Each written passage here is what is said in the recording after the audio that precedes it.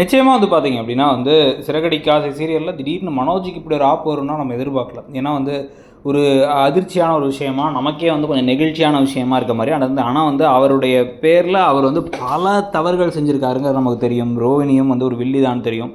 இருந்தாலும் வந்து அந்த இவங்க பணத்தை இழந்த 30 லட்ச ரூபா பணத்தை இழந்தாங்களா, அந்த ஆளை வந்து ரோட்டில் பார்த்துட்டு யோ நில்லியா நில்லியான்னு ஒரு துரத்திட்டு போகும்போது ஒரு வண்டி இடித்து வண்டியில் வந்து அப்படி கண்ணாடி தெரித்து இவரோட கண்ணெல்லாம் பட்டு கண்ணை சுற்றி அது குத்திருக்கும் போதே நமக்கு தெரியுது ஏதோ பெரிய பிரச்சனைன்னு. பார்த்தா அவர் கண்ணை கட்டு போட்டு அவருக்கு இப்போதைக்கு கண்ணு தெரியாது, இதுக்கப்புறம் ஆப்ரேஷன்லாம் பண்ண வேண்டியது இருக்குன்னு சொல்லி வச்சுருக்காங்க. இதுக்கப்புறம் யாரோட உதவியும் இல்லாமல் என்னால் எதையுமே செயல்பட முடியாதுல்ல, இதுக்கப்புறம் நான் வந்து ஒரு பெரிய பாரமாயிட்டேன்ல உனக்கே அப்படின்லாம் வந்து கேட்டேன்னு. அப்படிலாம் சொல்லாத அப்படின்னு ரோகிணி டக்குன்னு கட்டி பிடிச்சி முத்தம் கொடுக்கறது, அவங்க நெத்தியிலே முத்தம் கொடுக்கறது. ப்ளஸ் வந்து பார்த்திங்க அப்படின்னா இந்த விஷயத்தை உடஞ்சி போய் விஜயா கிட்ட சொல்கிறது. விஜயாவுடைய கனவுகள் கற்பனைகள் எல்லாமே தன்னுடைய மூத்த பிள்ளை மேலே தான் இருக்குது. கடைசி பிள்ளைய லைட்டாக ஓகேவா பிள்ளையாக ஏற்றுப்பாங்க, நடு பிள்ளையாவே ஏற்றுக்கிறது இல்லை முத்துவெல்லாம்.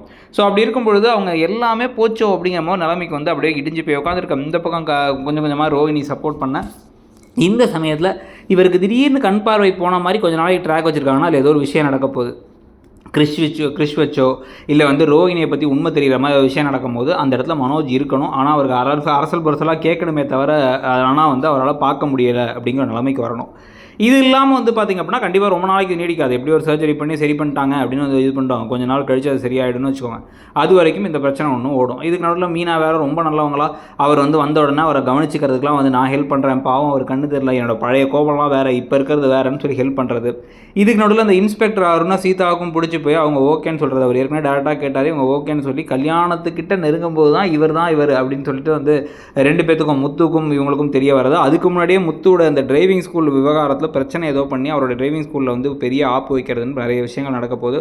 ஸோ ஓவராலாக அந்த சீரியல் எப்படி போகுதுன்னு நினைக்கிறீங்க? ரோகிணி மாற்றத்தை தவிர மிச்சம் எல்லாம் நடக்கிறத பற்றி உங்கள் கருத்து என்னங்கிறது சொல்லுங்கள். தேங்க்யூ.